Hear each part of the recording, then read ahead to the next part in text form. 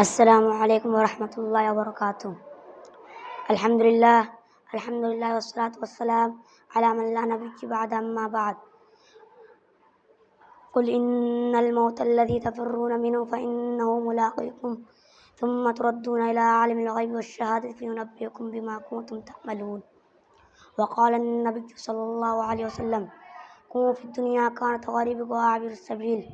پیام مرگ سے اے دل کیوں تیرا دم نکلتا ہے، مسافر روز جاتے ہیں یہ رستہ یوں چلتا ہے۔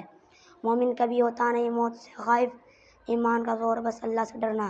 عمل سے زندگی بغافل و فخر کرنا، یہ جینا کوئی یہ جینا ہے کہ جس کے ساتھ مرنا ہے۔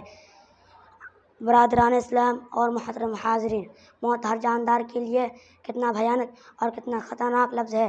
موت سے ہر شخص بھاگتا ہے، بچوں یا جوان، بوڑھا یا بوڑھی، مرد و عورت، جھوپڑیوں میں کوٹھریوں میں، دیہاتوں کا رہنے والا یا شہروں کا، مسافر یا مقیم، موت کی اس گھٹ کو کوئی پینا گوار نہیں کرتا۔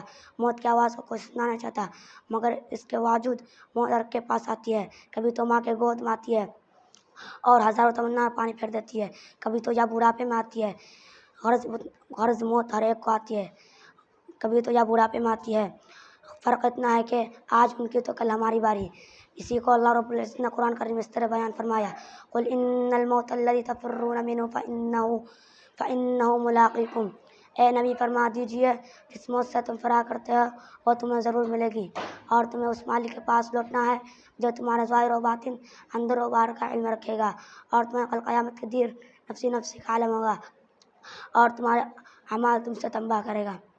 اسی کو تقریر ختم کرنا چاہتا ہوں۔